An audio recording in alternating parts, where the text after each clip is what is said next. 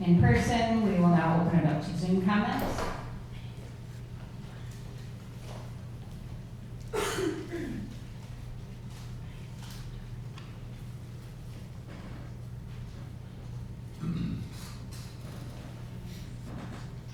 Seeing no Zoom comments, we are going to move on to our discussion items. So discussion item A is our preliminary water update at the water forum a couple of weeks ago. The mayor asked our utilities director, Will Sadler, to prepare some very, very preliminary options for us, so. Okay, yeah, so it was a good idea to do the good, better, best options. So just in referring back to the Tetra Tech study, they pretty much covered all the options at the time. And in talking to them, I've already asked them to update the numbers, and I probably will not get those back until next month. And numbers, by numbers, I mean like cost estimates. I do have some, what I think are general ballpark ideas of what it might cost for these options. But they're gonna do a better job and give you some more information by next month. So hopefully by the second meeting of August, I'll have a little bit more information. But I'll keep everybody in the loop. But just in reviewing the options from that study, I think a good option is going the route of ozone. And we do know that Monroe uses it, and we know that Ann Arbor uses it. And in terms of the taste and odor, Monroe gets some complaints, but they say they're few and far between. So that's definitely a positive, and as you know, they draw their water right from Lake Erie. In terms of the geosmin and the MIB, those are the two taste and odor compounds that we deal with here in our lake. You get between about 90 to 95% removal just through the ozone process. But if you add that on top of the fact that we're already using the activated carbon, the powdered activated carbon, we should see even better removal. And the fact that we'll still use groundwater. So even if we went to ozone, we're still going to use whatever groundwater we can. So I would guess that the cost estimate on that would be around $7 million. And I'm using numbers from the 2019 study, knowing the fact of COVID hit the very next year, and we've all seen inflation sky high in the last 6 years. And I do also know that Monroe paid $800,000 for one unit, and that's just for the ozone unit, and they have 3 of them. So that $800,000 did not include the cost of adding onto the building or any infrastructure costs. That was just for the unit itself. But still, I still think it's a good option. The next one, the better option, would be what's called advanced oxidation, which is essentially ozone plus peroxide. So the peroxide is just another chemical that's added, and it would help remove those even better. And that one you could get, they suggest you can get up to 99% removal of the geosmin and the MIB, which would be fantastic. The cost for that one isn't that much more because you're already paying for it would be probably in the $8 million range. So it's essentially doing the ozone plus having the peroxide part of it added into. You have to add some pumps, et cetera, so both of those are, to me, reasonably priced things that could be funded through the grant programs or to some degree, and definitely through the state revolving fund. It's just a timing thing on those projects. And then the next level, I actually have 2 things that are, to me, are pretty much equal, and one of them is the nanofiltration, which is the RO. And that's probably the top of the line, and you can expect to get 99% removal of all the bad stuff. That one's probably going to be about $18 million, so you're basically more than doubling the cost of the advanced oxidation. I've never been completely sold on the reverse osmosis because it does generate a waste stream. Because remember, you're pulling all the bad stuff out, so it has to go somewhere. So I've read between 15 and 30% as a waste stream. So if you're treating 1 million gallons, you're going to have between 150,000 and what's called like a reject water. It's basically highly concentrated, it's got all the bad stuff in it. So you gotta decide what you're gonna do with that. You could put it in the river, but then you'd have to have a permit, so you have to monitor that and make sure everything's okay, because obviously you don't wanna put it and cause problems in the river, in the receiving stream. The other option is to put it into the sanitary sewer system, which can cause problems heading to the treatment plant, because it is kind of, I don't wanna use the word toxic waste, but it does have the toxins in there, so it could cause problems with the wastewater plant. So that's the downfall of that. And then equal to that is the pie in the sky dream, and that's groundwater. If we could find groundwater, that would solve all the problems, right? It's just, we know that we're groundwater poor in the area, and just randomly testing properties and spending $35,000 to $40,000 on a test well that may or may not produce, that, that's kind of a crapshoot. And if you do find an aquifer, it's probably gonna be farther out than the one we've got. So you gotta assume that installing the water main for that would probably be in the $2 to $2.5 million per mile. So you get 8 to 10 miles out, you're at $20 to $25 million to get a new well put in.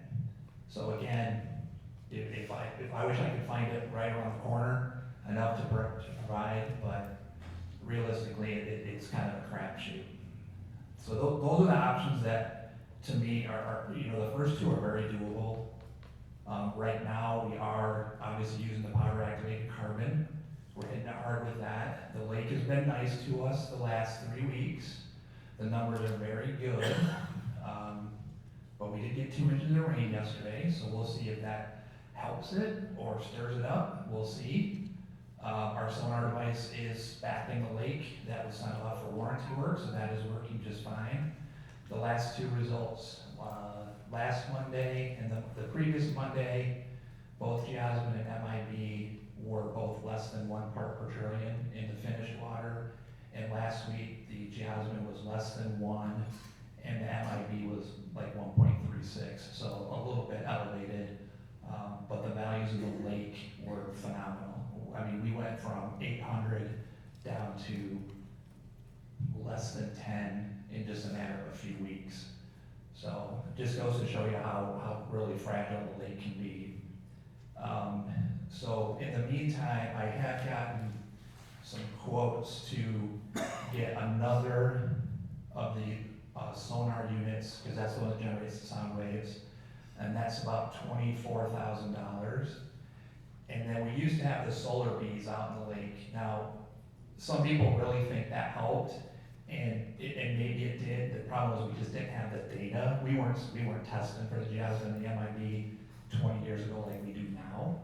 So I do think it's worth investigating, and 2 of those units, these are just quotes, so we would go through the bid process, but 2 of those units would cost about $140,000 total, so about $70,000 a piece, and that includes delivery, installation, and setup. And the good thing with those, the pulsar unit has to come out in the wintertime because we can't have it in the ice, but the solar bees can stay out all year like they did before. And I think those were probably in service for 20 years. They just got to the point where they were breaking down and the maintenance on it was just way too expensive. So we just ended up pulling them out of the lake. So I know that the enhancement grant is out there, and I will be asking them for potentially a contribution to purchase these items. I'll go through the proper procedure to get bids and then submit those to them to see if they can give us some money out of the enhancement grant, which can be used for water quality improvements. So that's a positive there. So that's where we are now. Like I said, things are going pretty smoothly. Hopefully it stays that way. I will have an update for you later in August. First meeting in September at the latest. If we do go the route of SRFs, which is the low interest loans to the state, we can fund these projects for either 20 or 30 years. But we have to start the clock now. We have to start it by November 1st. because November 1st is the deadline to submit what's called an intent to apply. So we can submit something and say we want to do a big project. And then next spring, it's either May 1st or June 1st, we would have to submit a project plan for whatever we do. And then they will review the project plan. And if we are fundable, it's a competition, we're competing with everybody else. We'll be notified next fall if we're fundable. That means we can take the next step and actually go through all the design work. So that's the process with the SRFs. We would not be starting construction until fall of 2028. And that's just the way that the budget works on that level. So that's what I got on this for now, but we're still working on it, and I will have more detailed information at a soon-to-be meeting. Thank you. Some of the things that were brought up at the meeting were also talking about the Wayne State findings. Have we looked at any of those and gathered any of their data? So the data they got, they were finding DNA particles in the water. So we never repeated that because we know that there is DNA out there. The more important thing of that is showing that, if the DNA is there, then in the lake itself could be the things that have the DNA. Does that make sense? So those are the things we want to be mindful of, because yes, the jasmine that might be, while not toxic, they do come from blue-green algae, the cyanobacteria, but cyanobacteria, other species can release things that are dangerous. So those are the things we really have to be mindful of. So I don't know if I answered your question, but we didn't follow up on that at all, if that's what you're asking. And then the second question that was brought up at the meeting, how can the water coming out of the plant be different than the water that houses receive based on the area that they're living in? Remember, people talked about, well, my brother-in-law has perfect water, I don't. My sister has great water. Yeah, and if we're referring to the taste and the smell, everybody's a little bit different. So I know for a fact that I've talked to people, it's generally like a husband and wife type thing, and one of them's like, it's terrible, the other one says, I don't know what they're talking about, it's fine. But even in some cases, it could be old plumbing in the house, if you got galvanized plumbing, but that would be something unrelated to the taste and odor. I mean, we knew we had taste and odor issues from the lake because we had the data to show it. So the fact that it's different in different areas, that's where it's the subjectivity thing. If you sense it more than others, that's where that comes in. So that would have nothing to do with the infrastructure. No, generally it would be a different type of a taste, like a metallic taste, and everybody tastes things differently. So, copper tastes a little bit different if you've got a copper line versus a plastic and so forth, or galvanized, yeah. Thank you. Mm-hmm. Thank you. Well, you know what the oldest pipes are that are working in the city of Adrian for the water? I don't have it off the top of my head, but I can look into it, yeah, for sure. Because I've been Googling that, and that seems to be a problem if you have old piping. Yeah, I mean, we do add an additive to the piping to help with corrosion control, so it does put a lining in the pipe to help out. So, but yeah, pipes get old, we replace them. A lot of the old pipes were, the old cast iron pipes, and those are the ones that are, can break a little easier, so we replace them with the ductile iron pipe that we use today, so, yeah. The algae that's in Lake Adrian, does that cause smell too in the water for the? Lakey smell? Lakey, yeah. I mean, you've probably been close enough, it smells fishy, lakey. Well, have you looked into the situation? I'm just, like I said, I'm just doing my own research. There seems to be some fishes that love to eat algae, and have we thought about just putting 1,000, whatever type of fish like to eat the algae? Would that help Lake Adrian with the smell? The smell of the lake or the taste odor compounds? Potentially, but then, then it gets in the fish, and that's what makes the fish taste really bad. So has anybody thought about it? I haven't thought about it, but we can look into it. I mean, a lot of the algae, but you want to be careful to not introduce any kind of invasive species, because remember, the algae and the plankton and everything else that's in that lake other things feed on that as well. So you want, it's a tough situation, because you don't want to upset the balance of the lake, but you also want to be mindful of the fact that that's our drinking water source. So it's kind of a tough spot to be in. And I appreciate that comment, because I know I've talked to you about this, about the zebra mussels, because they seem to clean up a lot of stuff around Lake Michigan, the state of Michigan. And I know you're concerned about clogging the pipes, but couldn't we put filters through those to help them clean Lake Adrian? I think that the zebra mussels will clean the algae up, but it's shown that they avoid the taste and odor compounds. They don't like them either, so they don't consume those. So those will still remain. And my concern is that the zebra mussels is an invasive species, so it would eventually cause problems. And it would be in competition with other naturally occurring wildlife out there. But you would agree to clean up the water though, right? I've been told that zebra mussels will clean the water. But not the taste and smell issues, correct? Correct. Okay. Thank you for all the work that you've done on this, Will. Just for my own clarification, the request possibly for enhancement grant funds to help with this issue, that would go towards, you said, the sonar wave or the pulsar unit, correct? Yeah, the pulsar unit is the sonic wave generator, and then the solar bees are more of just like an agitator, just to keep the water, kind of pumps it from the bottom to the top, kind of keeps it circulated. Okay. Yep. And then have you brought this up to Lenawee now at all? Just briefly, we met with them a few weeks ago, and we were talking about some of the other projects, and I threw out there the fact that I may be asking this down the road, because I wasn't aware that it could have been used for things like this, so it's actually kind of a good resource to look into. Okay, and then my final question with that is, did they give you a timeline, if approved, what that would look like as far as when we could get that purchased and?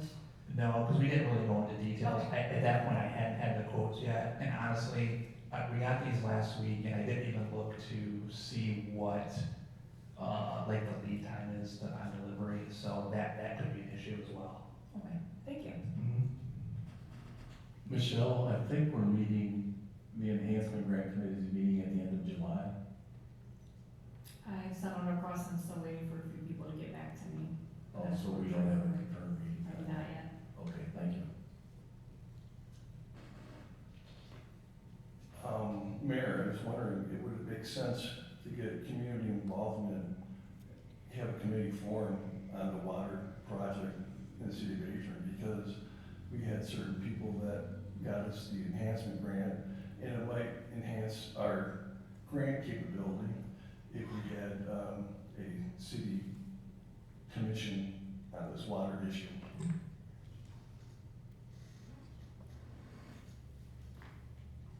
That would not be up to me, but we can certainly have that discussion at a later date.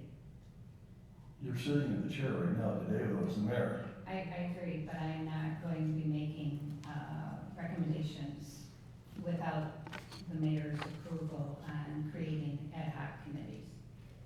But we can certainly discuss that. I think that would be something that we could discuss once we get the Tetra Tech information back, and, see if we need to go from there. I just want to be mindful of the timeline. I mean, getting grants takes time too, but if we do want to go through the SRF project plan, just because you submit an intent to apply, doesn't mean you have to do the project, but if you don't submit one, you don't do a project, if that makes sense. And November 1st is that deadline. And we're working on, we've got 3 of them in process right now. One of them is for the Broad Street Pump Station, one of them is for the lead service line replacement project that we'll hear back in the fall. And then we got the phase 2 of the wastewater improvements that we'll hear back this fall too. So the Broad Street project is actually funded. We're on the last steps of that one, and hopefully we'll get started on that project actually this fall. So you'll probably see a resolution on the next, you will see something on the next meeting to finalize that. Well, thank you, Will, but so what I've seen so far in my experience in government, working in Washington DC or in the city government, when you get the private sector involved, things seem to go faster.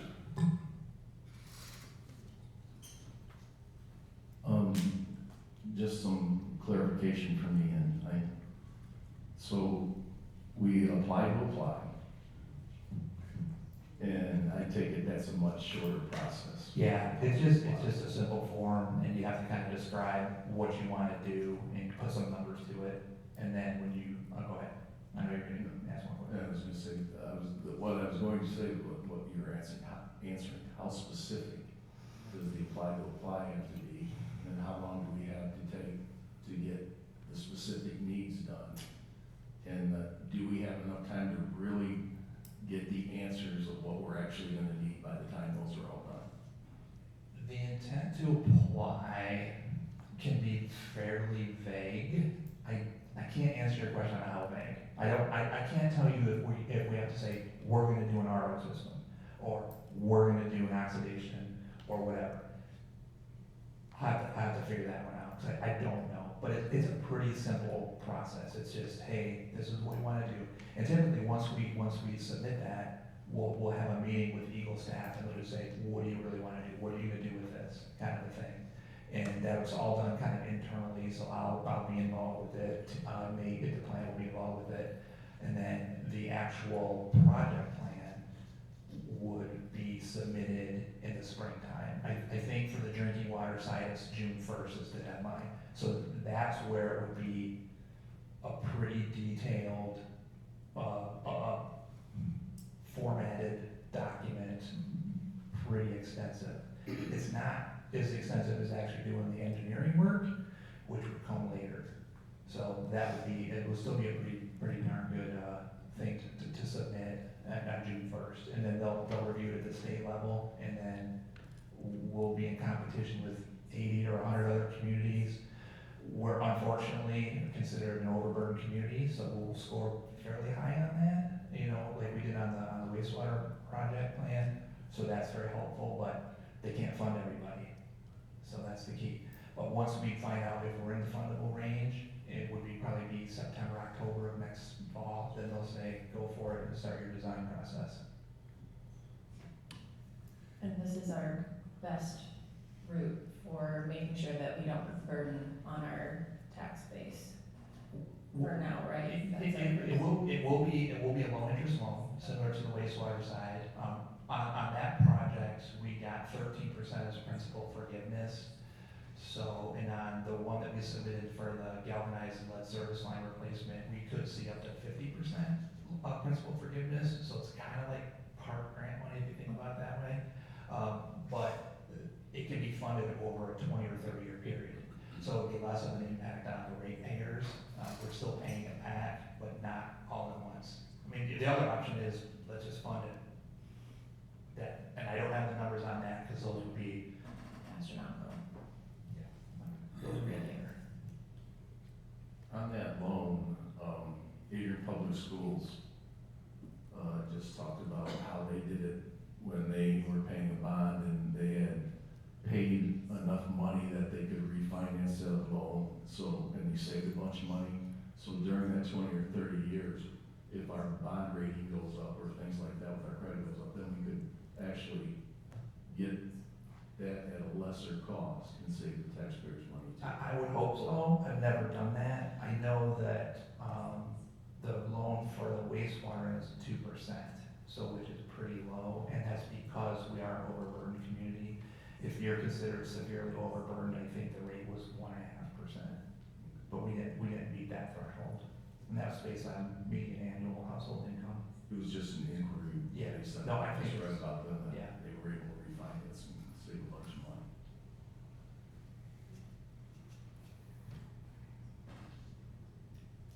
All set? All right, we are going to go on to the violent crime funds discussion. Is this from Chief Emmerich?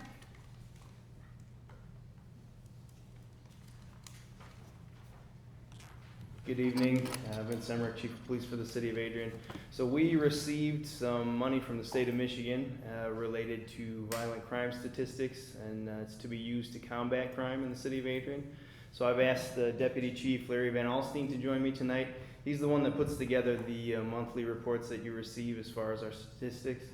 I've met with Administrator Sadler, with Finance Director Owen. We've talked about how best we can use this money, and Deputy Chief Van Alstine and I have been working on a way to get the most out of it. So that's what he's going to discuss tonight.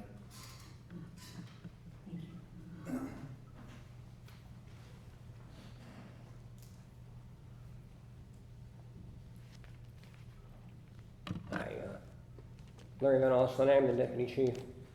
Excuse the voice. Today I just wanted to kind of bring you guys up to speed on our public safety revenue sharing allocation and how it fits into our broad strategy of violent crime reduction. We kind of approach this based on analysis of crime trends, our calls for service data, staffing demands, our officer workload, and our deployment data. Our revenue sharing allocation in the public safety revenue arena was $118,242. The law requires that 75% of those funds are used to support law enforcement agencies or officers. The annual cost of one police officer is about $90,000 all in. So if you do the math, that's right around 75%, about 76%. So it kind of aligns with the state requirement, and the officer, the addition would be directly supportive of violent crime reduction. So looking at the foundations of our strategy, we continually, daily, analyze crime, our officers' workload, and then how we deploy officers in the field. How many people are working when, and training and days off and sick time and a variety of other things. We report the results of our work to you monthly in the monthly summary. And we like to make our operational decisions based on objective data rather than on our guesses. I've been doing this for 36 years. I guess pretty good, but I'd rather see the numbers. So I just want to briefly explain how we translate data into our operational decisions. So we generate, daily crime and activity data. We can compile that into a monthly, do a crime analysis of what happened in the last month. We can get a trend identification. We can find hot spots in the city where crimes seem to be taking place. And then we can do operational planning. If we're going to have a saturation patrol, just area directed patrols, we know where to put our people. And that kind of follows under the resource deployment. There's, for example, if we're looking at crash reduction, we wouldn't put people in areas where we don't have a lot of crashes and tell them to go write tickets for speeding. We put them where the crashes happen and try to reduce the crash, not just write tickets. Of course, we measure performance, which is what we did, and then, of course, the outcome. Did that actually work? Did it reduce the number of crashes? Did it reduce the number of crimes? And if you look at the numbers, we've been trending pretty good. But that doesn't mean you stop. It doesn't mean you quit looking. So we continue to analyze, and then we continue to run through this process. Every operational decision begins with an objective analysis and ends with a measurable outcome. So if we're trying something and it's not working, we can stop doing that, do something else, and in the end, win or lose, whether we do right or wrong, we report it to you so you know where we're at. So the operational strategy overall is to increase capacity to address violent crime. We want to expand our proactivity on patrol, which means we want to be able to find things before they happen or as they're happening and deal with them rather than just being report takers, warrant seekers, and then getting people arrested into the system.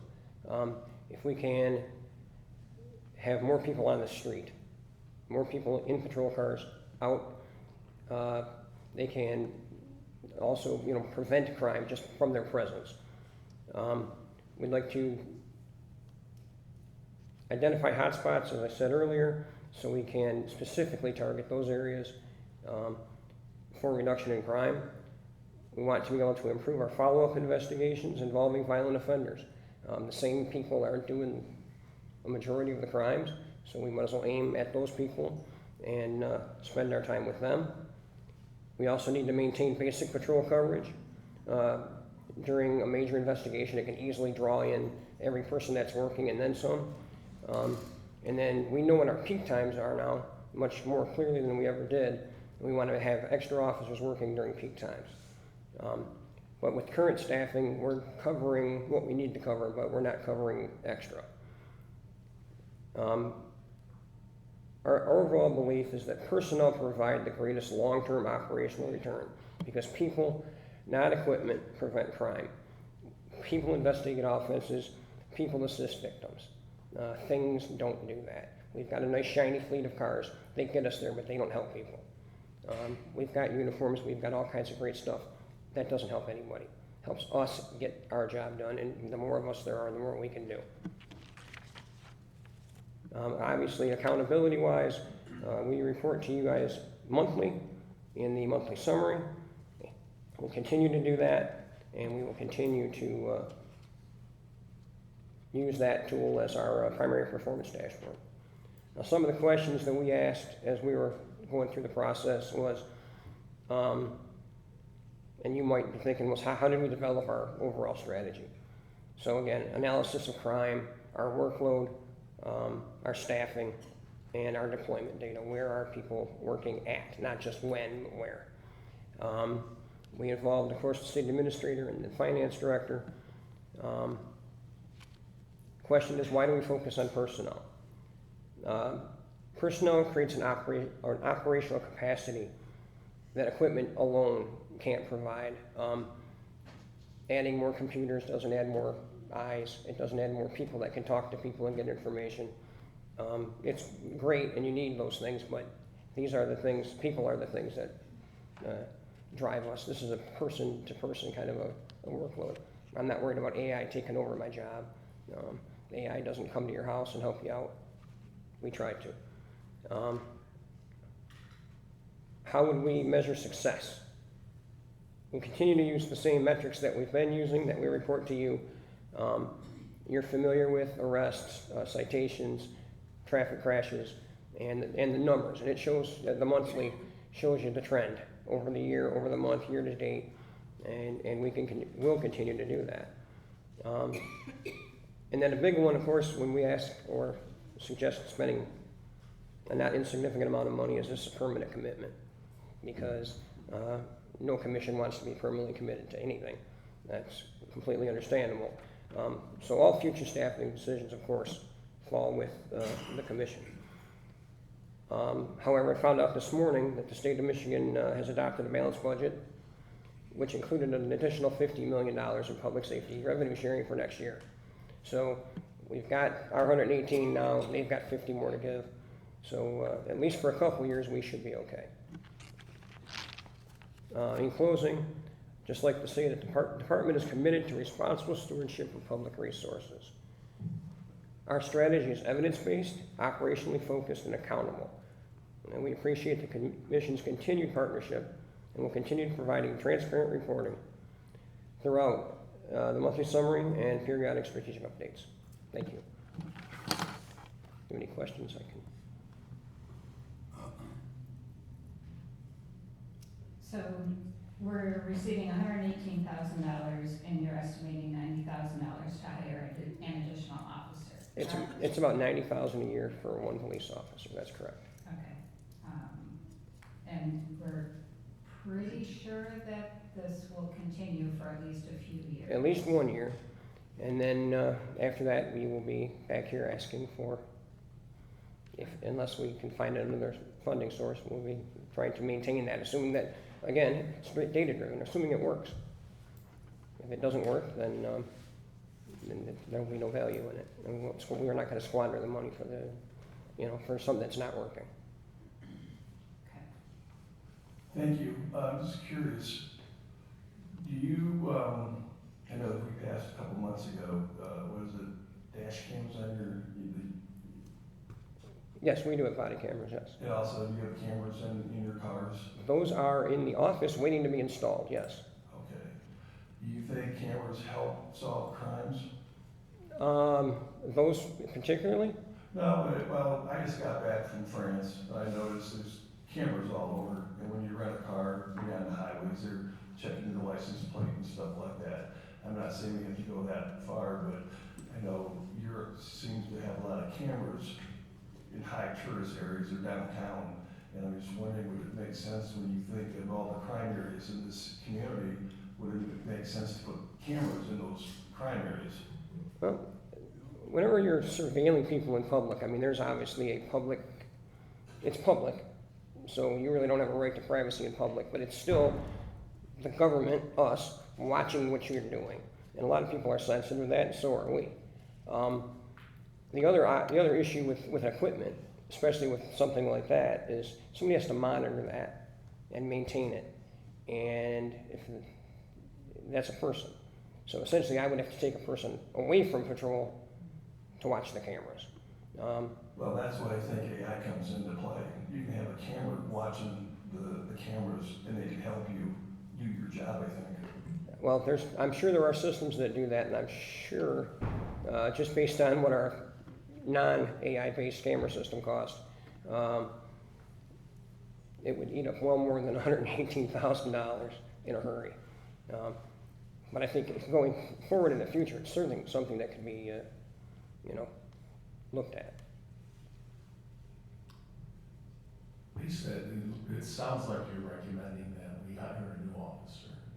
Is that the premise? That's correct.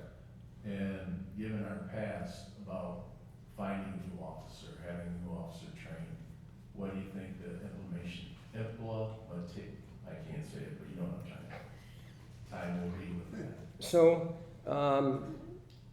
as we sit, we are short 3. We have 1 starting, to fill those spots, we have 1 starting who is a sworn licensed officer ready to go. Who'll need to go through a short field. He starts on the 27th of July. We have a second candidate, a good candidate, who will be going to the October Academy. So we're looking for 1 more that we need today and 1 more for this position. And recruiting is, if I told you I knew how to do it perfectly, that wouldn't be true. It's a little bit of magic 8 ball. Sometimes they call us and they're great and they come in and sometimes we do huge recruiting drives and we get nobody. Frankly, the best recruiting we've done is word of mouth. Especially if we get 1 good candidate and say, give me the name of 5 people that you know that you work with that should work here. That's the best way to hire. So, excuse me, so we're short right now, 3 officers? We're down 3, that's correct. Okay, and so you have a negative budget, or are you budgeted for those 3 people already? Those are folks that are budgeted for. Then they're budgeted for, so Yeah. this extra person is just for the extra money that we're doing right now? This is the money that the state gave us for crime prevention, that's correct. Thank you. Anyone else? Yeah, so I don't know if this was part of the more in-depth look into, what type of position that a said officer could have. I'm just kind of thinking on my feet, but I think that the community would really benefit from social work mix in with a new officer. I don't know how that would work, but I think that a lot of community members have talked to me about how they also want somebody with that kind of background to incorporate. That's just a thought I have. And I also went to a meeting at the Alliance Center a while ago where they were talking about an app that's like recruiting through an app that's kind of like TikTok, but it's something that a local resident had helped make, and I gave the information to another city department head for their use, but I can get back with you with the name of that app, and that might be looking into. We will look at anything. Yeah, it's Jebby, that's what it's called. But I know that that's starting to kick off in Adrian around a bunch of other businesses, so maybe the police department could help with, or they could get help from this app as well. And we'll take a look. Thanks so much. Thank you. Anyone? So are you looking for direction from us tonight? No, we just wanted to bring you up to date on the plan. Okay. Yeah. Yeah. Thank you Sounds very like much. a good plan. Thank you. All right, next up is Town Square update. This is from Matt Tomaszewski.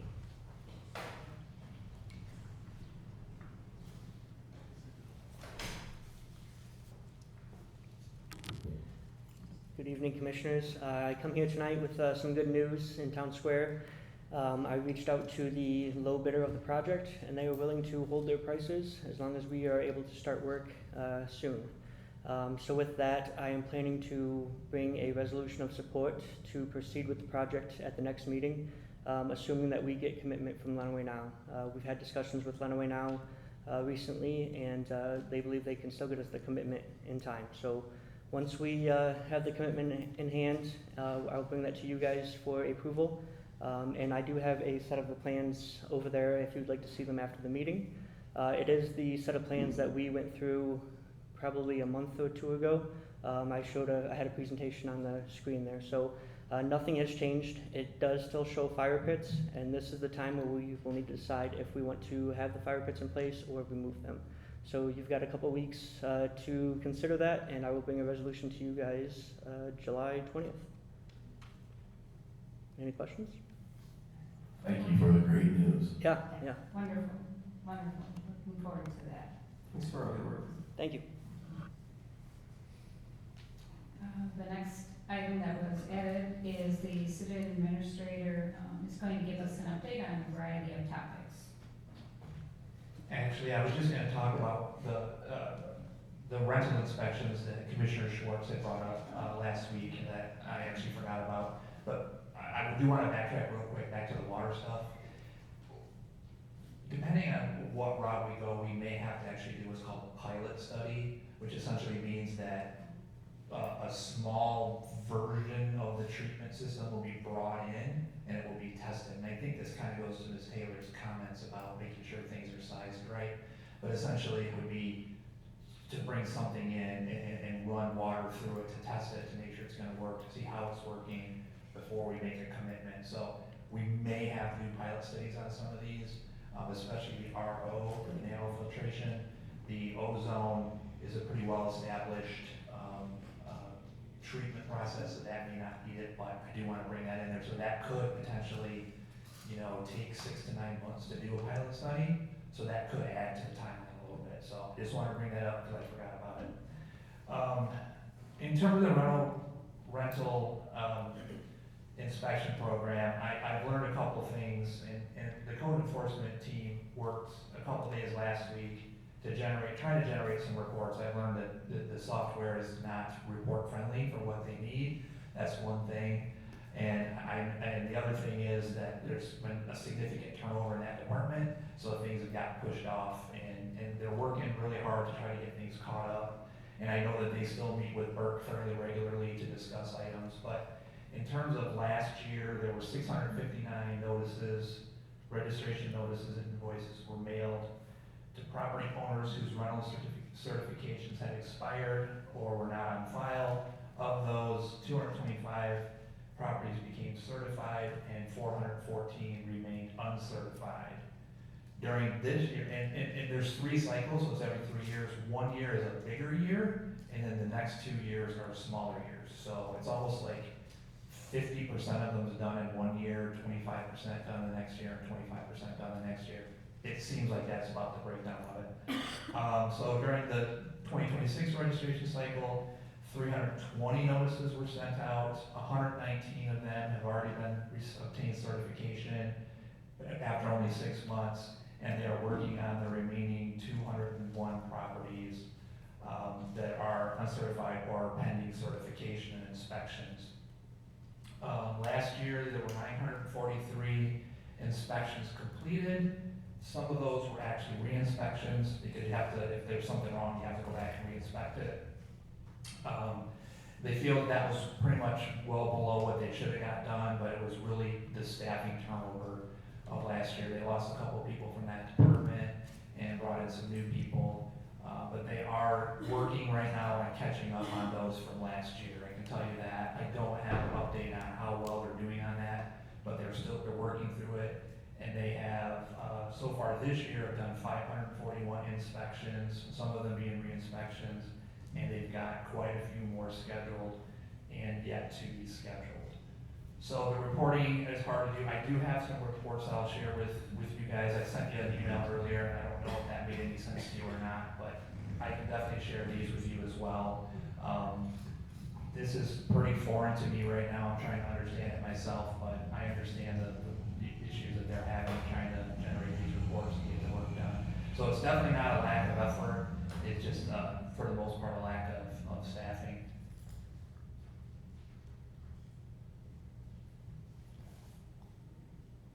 When you say staffing, is that for the inspection or doing the reporting? A little bit of both. Mostly, I mean, they lost the person that was handling it. There was some shifting of duties. So there was some stuff gone back and forth, and then 2 people left, brought in 2 new people. One of them was gone for a while. So it's just bad timing last year. So a little bit of both. Could it be also that it's been academic over the years in the city hall? Because it's all computerized. I'm confused because I have software from my insurance company, and push a button, we get reports all the time. So are we not educating our people enough to use the software? That's a legitimate question. I don't know. I don't know the answer to that. I would invite you to come in and kind of sit through, and I can have the code enforcement officers kind of walk us through and kind of learn together how that system works. I've looked at it a few times, and I'm definitely not up to speed on it for sure. Right. Before Lisa left, my understanding that she wanted to fire one of these code enforcers. And I'm just wondering what the process is for people that don't do their jobs in City Hall. Well, generally speaking, obviously, any infraction or disciplinary action is investigated, depending on department head or others investigate that. And most of our employees are in a union, so they fall under a collective bargaining agreement. So the progressive discipline is followed through that. So it just depends on the situation. And I don't have the full history of that one at my fingertips. So, but everything is investigated.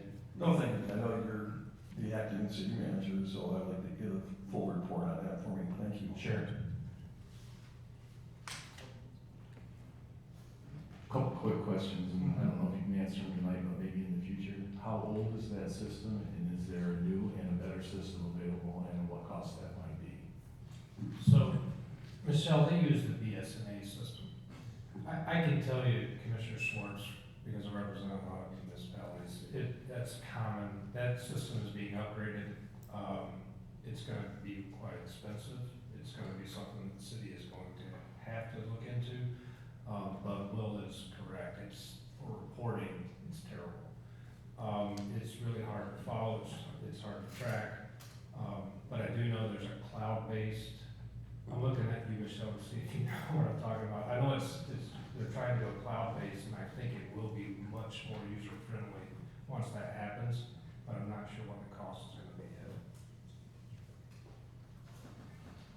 But according to our ordinance, what you just stated, that in 2026, the cycle is 201 properties. That means 62% remain uncertified. Correct. And so my understanding, they're illegally collecting rent from those renters. Is that correct? Well, if they're not certified and they're a rental, they would be in violation of our ordinance. But I'm not going to make a legal determination on whether it's illegal. They do need to be certified. I can tell you there are a lot of homes. Obviously, we all know that there are a lot of rentals in the city. When we know that that's happening, we do go to court, and we do ask the court to allow no occupancy of the home. But courts are very slow.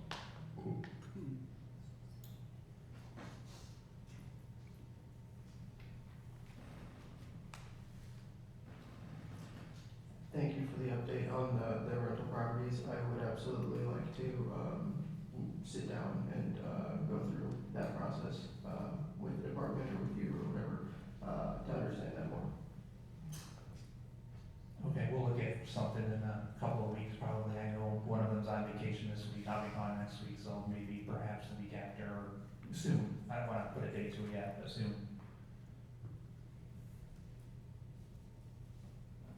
And since we can only allow so many commissioners at a time, we want to make sure we have maybe a multiple training opportunity for us all. Whatever you like, yeah. Just so you know, I believe that anyone can create a login and use the system. I've done so myself. It is a challenge to use, but you are, as residents, even able to log into it and see some of what's on there. I'm not sure all of the information on there.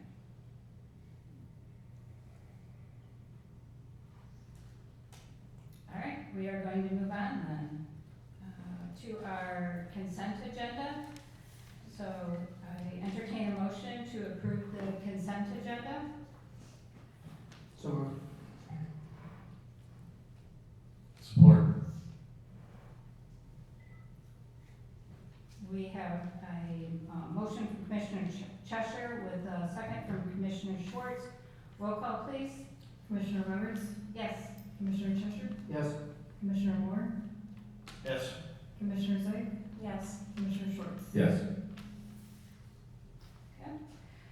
Moving on to our regular agenda. Our special order, SO-1 is a public hearing to hear and consider comments regarding an industrial facilities exemption certificate for 902 James Street.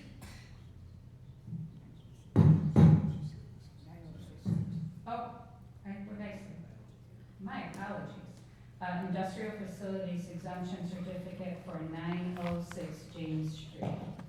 There's a reason I have reading glasses, but I don't like how I look in them, so my little bit of vein tonight, sorry about that. So, call the hearing to order. And we have someone here from Adrian Steel speaking. Good evening. My name's Mark Jackson. I'm the president and CEO of Adrian Steel. We've been in business and headquartered here in Adrian since 1953. We've been at our current location at 906 James Street since 1957, and we've been fortunate to have a lot of growth throughout this time. We've been expanding the facility over time. This project will expand our facility by 112,000 square feet, essentially doubling our manufacturing capacity. It'll add 40 jobs to the area.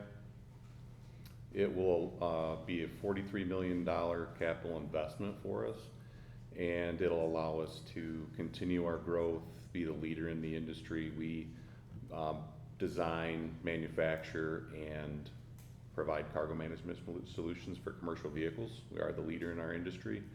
We've expanded into 19 locations across the U.S. and Canada, so this helps us to grow and benefit from the local communities that has been such a great critical piece of our growth throughout this time period, and we look forward to continuing that and moving along.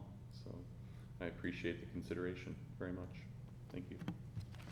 Thank you for coming this evening. Now, if there's anyone in the audience that would like to speak.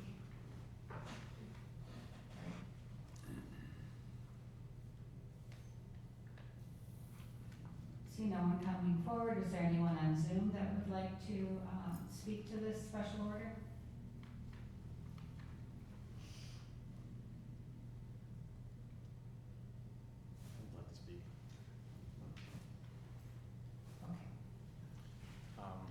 My name is Dane Tyson, and I live at 916 East Mummy. As you guys are aware, I've been having some vibration issues with my home over there, and I appreciate your guys' attention this evening. I just want to make sure that as these companies expand, I think Sunday evening, I was really proud to see an Adrian Steel commercial on Samsung TV. I mean, what an accomplishment to see that on your home TV. That was awesome. But I just want to make sure that everyone, as we expand in the community, we have to take into consideration it's not about profits, it's about the effects of businesses on the community. And so I do not object to anything going on at Adrian Steel, and I congratulate you guys. However, I believe there's some other neighbors in the neighborhood that need to also grow up and grow up with the community. And so I'll leave it at that. Thank you. And congratulations.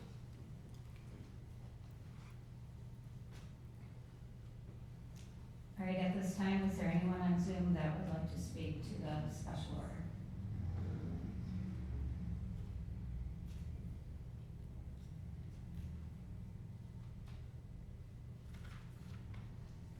Seeing no comments, I call this, how do I say it?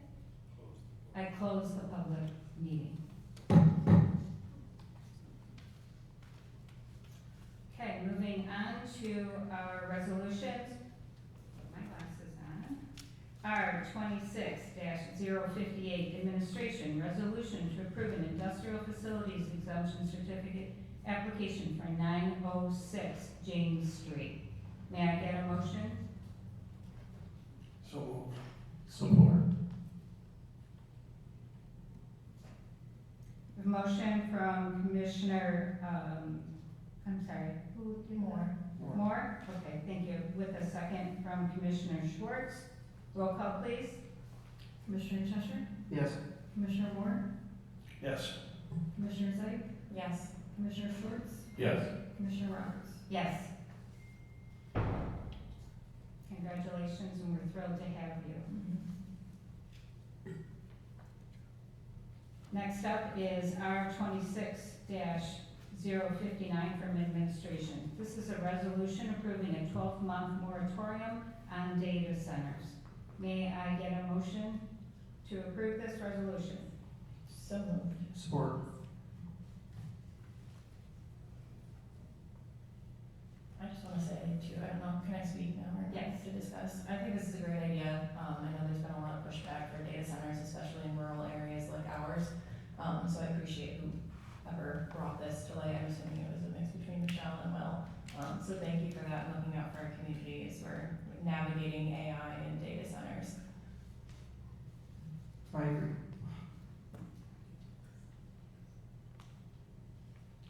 I am very concerned about data centers, especially with the research that I've been doing about the amount of water that they use. And we are in a water crisis now. But we're making a resolution based on a quick decision.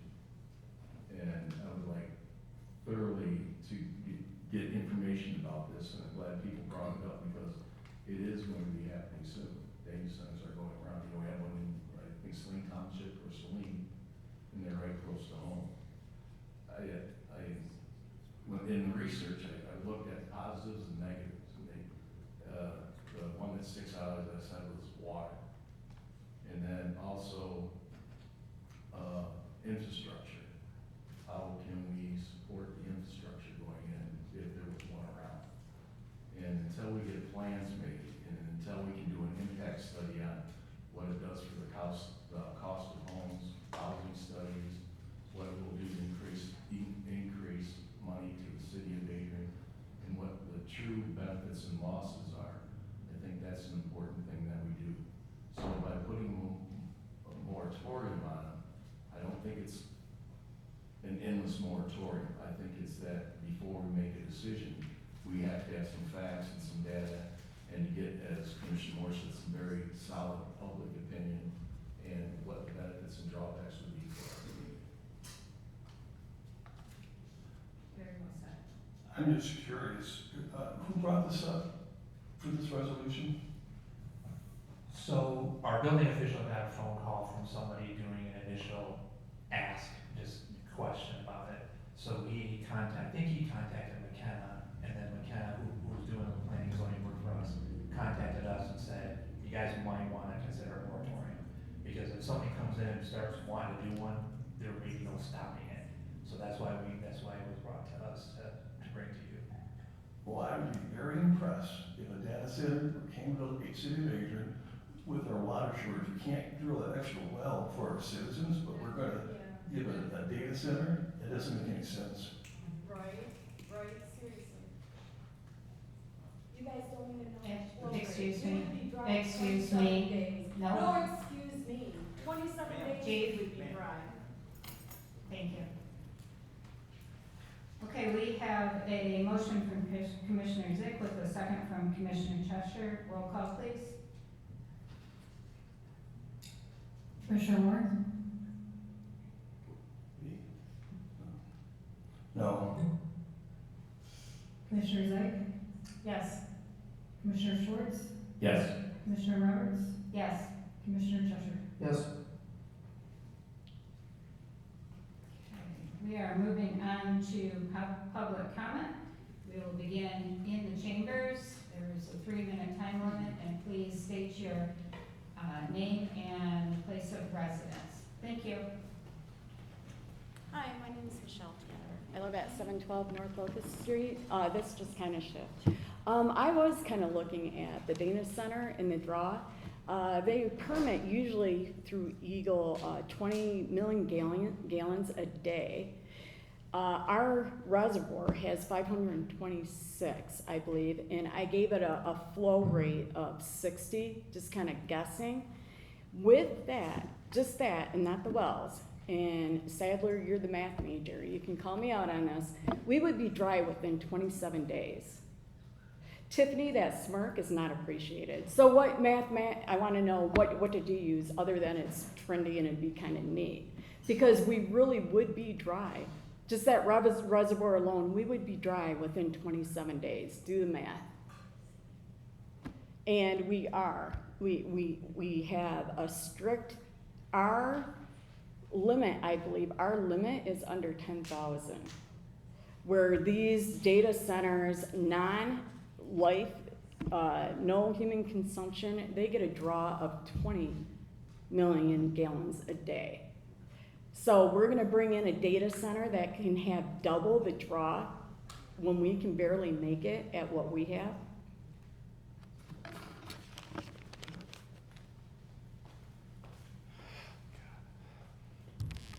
Jacob Cooper, 383 South Scott Street. I just wanted to clarify, I think there might have been some confusion in the audience that and on the commission, that the moratorium was a 12-month prevention of data centers, which would give the commission and the city 12 months to look into the possible repercussions of doing so.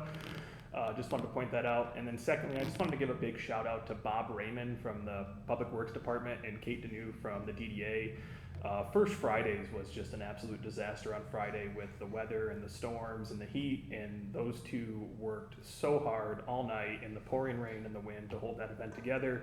So just wanted to make sure they had a shout out. Thank you.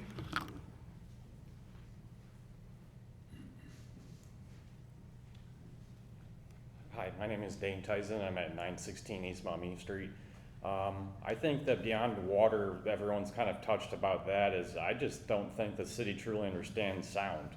I have been on an investigation of sound for the last 2 years, and in fact, I found that the city has no way to measure sound, including loud exhausts. So I did go buy a decibel sound meter, and I found that my neighbor is at 71 dB. Decibels don't tell the whole story, it's frequency. And for example, I did talk about a company that vibrates my home in the evenings. That's a certain frequency. However, there's another company in the area, a very well-established company. They even offered to do a sound study, and they actually pierced my house through OSB boards. It's an audible hum that's all you hear. Is usually in a well-insulated home, you just hear nothing. It's peaceful. That should be about 35 dB.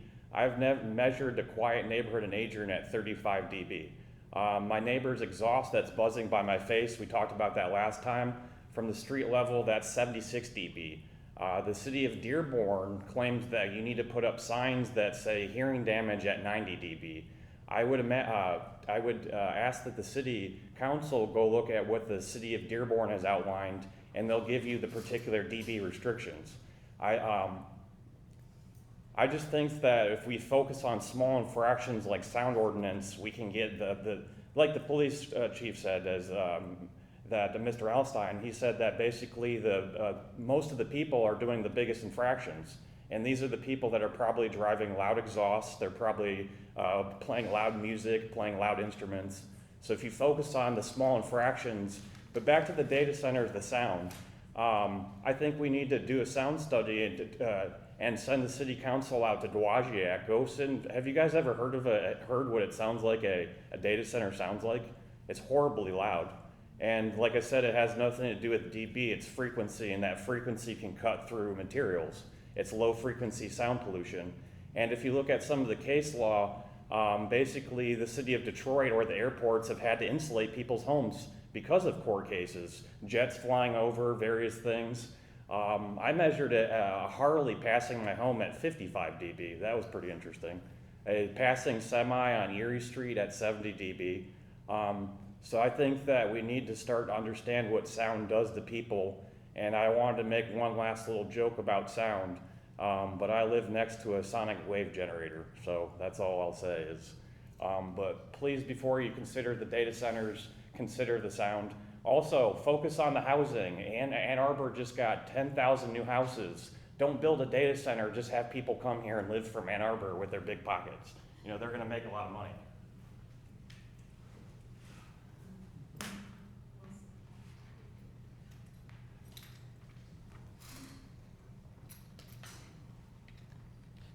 Hello, my name is Sydney Brown. I am from 358 Erie Street. You will have to forgive me, I'm not the most collected, as sound and light sensitivity are issues I experience after being hit by a new driver not at fault, so that is a medical situation for me. I'd like to echo what the gentleman before me said about how sound affects us, and I would like to not focus necessarily on other cities, but I do know that the city of Saline is having a lot of pushback with the barn. They are not calling it a data center. It is the barn. It, to my knowledge, is very Orwellian. So I would not want to see a lot of the people getting upset if we did push through a data center. I would also like to call into question, what is the data center for? Is this for a specific AI that is going to cause less of our young people to be here? I think I'm the only person here, one of the only people here in my 20s. With the rise of anti-intellectualism, I think it's ever more important that we think for ourselves, especially after graduating magna cum laude honors at Eastern for education. So not knowing what the data center is for is especially a large problem. Again, on sound sensitivity, I would like to share a little bit about what that looks like for me personally as someone who is disabled to the point of presently being unable to work because of that and other things that came from that accident. When I get too much sound, it does not matter how focused of a person I was and how I graduated magna cum laude honors twice and how I had a communications minor, excelled in debate to the point where I had so many medals that Eastern, who is very interested in having you take as many classes as possible, decided actually we won't take your money on that one. When there is too much sound, I cannot think. I cannot make food for myself, and I feel ashamed of that because look at me, I look and appear healthy, and also something happened that was not my fault that now makes me feel as a burden when I talk about that sensitivity that I get. I do not believe that if we had a data center at any point that I would be in any capacity to return to work. That is not something that's necessarily just bad for me, but it's bad for future students, it's bad for all the lives that I have the opportunity to touch and educate and to get more young people involved in our communities. So I would like us to keep in mind not only the general population, but also the way other citizens are reacting in other cities and disabled folks. Thank you very much for your time.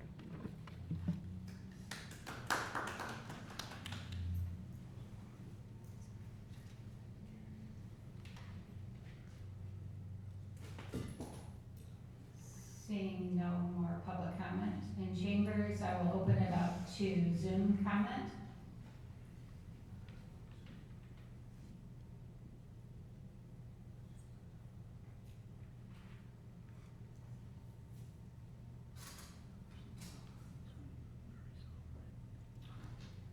Seeing no one participating via Zoom, we will move on to reports. Commissioner comments.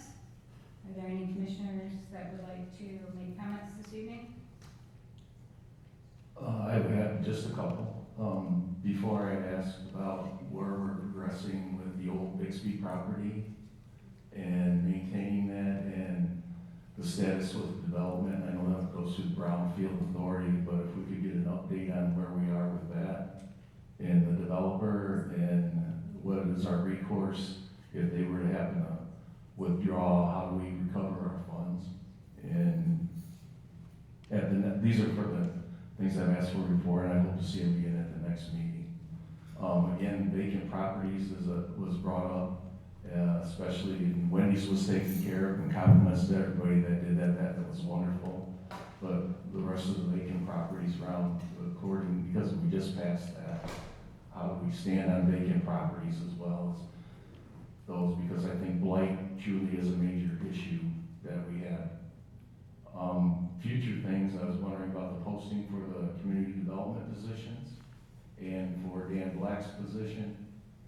And then given the circumstances that we have, where we have a lot of people not laid off, have left, a lot of vacancies, if we could get some type of budget update of the money that we're saving and if there are any extra expenses, that comparison, so we can see how much we've saved over the past months and the future months. And then, and that's, I'm not trying to say we hope you leave, but do we have a succession plan or any type of plan for replacing our chief of police? And where we could go with that. I know I'm getting long, but I'm really concerned with Siena Heights University.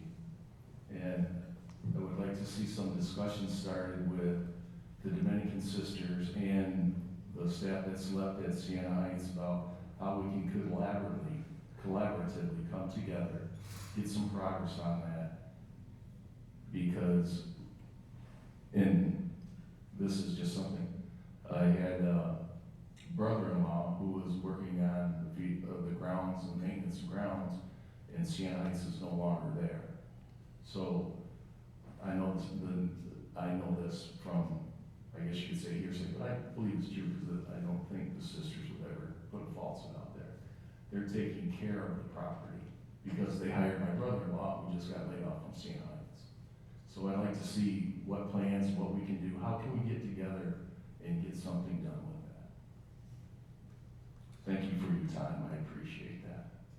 Oh, and thanks, the posting for the tree pickup. I think that's a great idea.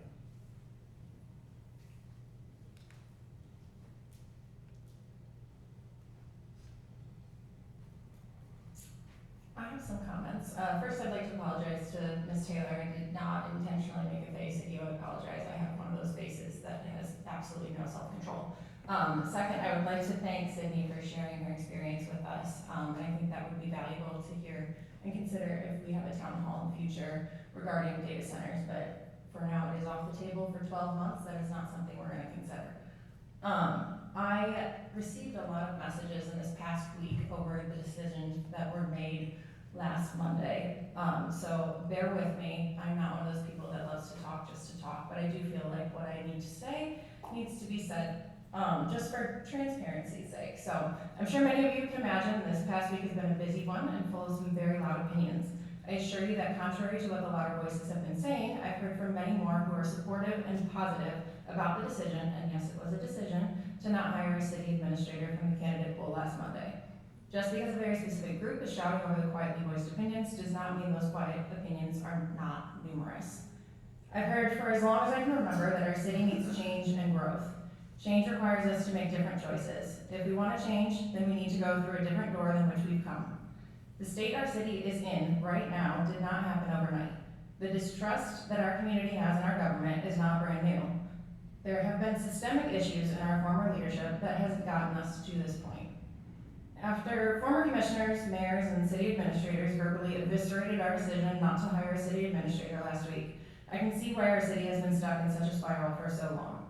I was appalled that none of the former elected or appointed officials who have contributed to Adrian's current standing had the wisdom to ask themselves, what did this commission find out about these candidates? Do I perhaps not have all of the information that they have? Should I speak with any of them one-on-one to figure out what I'm missing before I add fuel to the proverbial fire? I'd like to note that before last week's meeting, I had heard from exactly 0 of the people who spoke during public comment. None of those questions were asked, to me at least, but an astonishing amount of assumptions were made. Our job last week was not to tear the candidates limb from limb and highlight their every fault in a public setting. Our job was to do our research beforehand, consider public and private feedback, and weigh their collective career experience to professionally assess the best next steps for our city's leadership.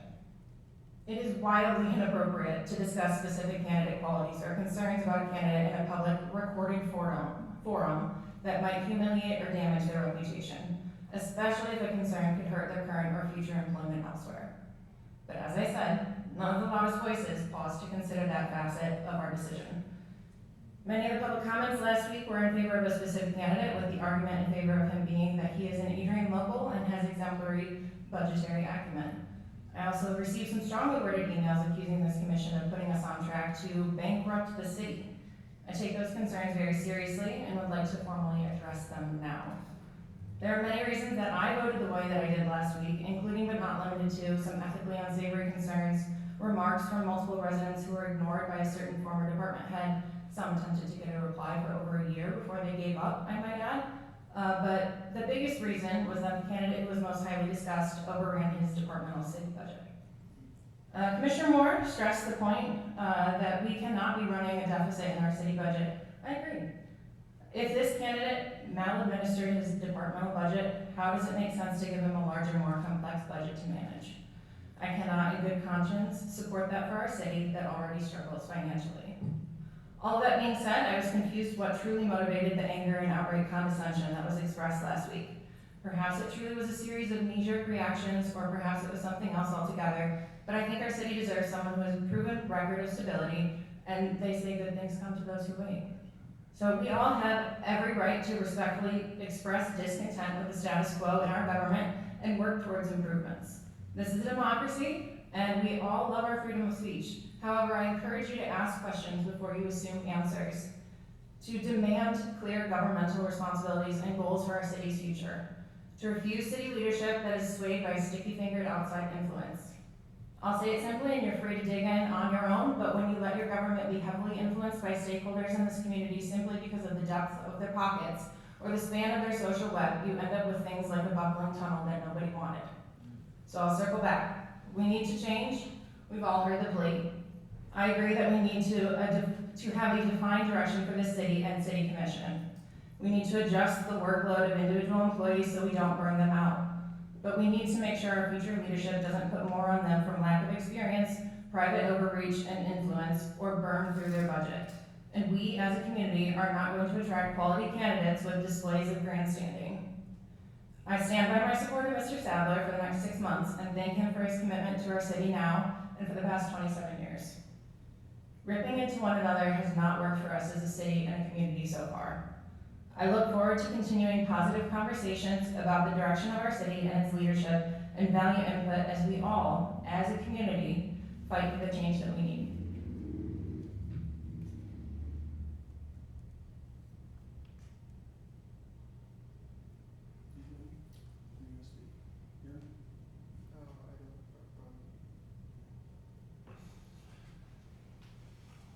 After last week, I got a lot of phone calls, emails, and I think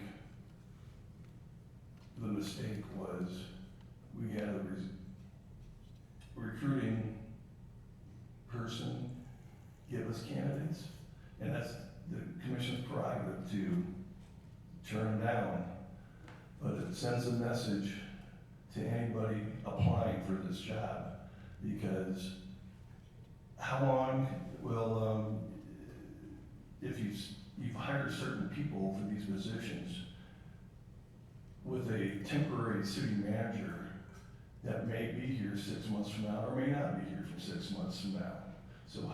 So when anybody's looking for a job, that's gonna be a big question mark. Will they wanna uproot somewhere around this country to come to Adrian, Michigan with a temporary city manager? Now, I mentioned before last week that we were probably gonna lose another person if we didn't go with somebody. And that person was Dan Black. Now, I talked to him, and he was doing 2 jobs without being paid. And he went to Will Sadler, who was the acting city manager, and he said his hands were tied because he couldn't do anything. Well, he's the acting city manager, and I'm just confused why there was no action taken with him when he came directly to you, Mr. Sadler, because you said your hands were tied. You can make decisions, and you chose not to make a decision. And so when someone's doing two jobs, to me, like I said before, we have a socialism commission. You're not paying people what they deserve. And that compensation committee that says our results is not appealable, I'm not sure who's all on that committee, but maybe you should have a couple outsiders in the public to really generate what's fair compensation. When someone that was doing a job being paid $88,000 and the compensation committee only offers him $7,000, I think that's appalling. And it's embarrassing to the city. I just have a question for each of the city commissioners that are here. Commissioner Cheshire, did you conclude with any of the other city commissioners before the vote on June 29th? Did I conclude with them? Yes. You don't have to reply. That's an open question that everybody in the city of Adrian is thinking right now, Mayor.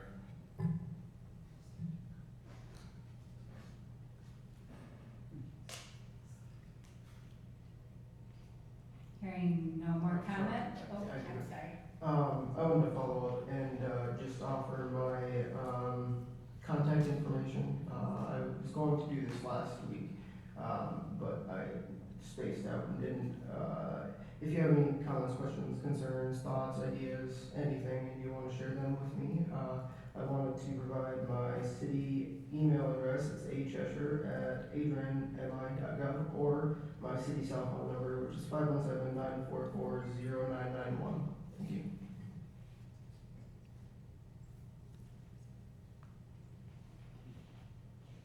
I will entertain a motion to adjourn.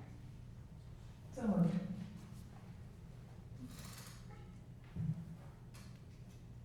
Support. Motion from Commissioner Zick with a second from Commissioner Cheshire. All in favor? Sorry. Aye.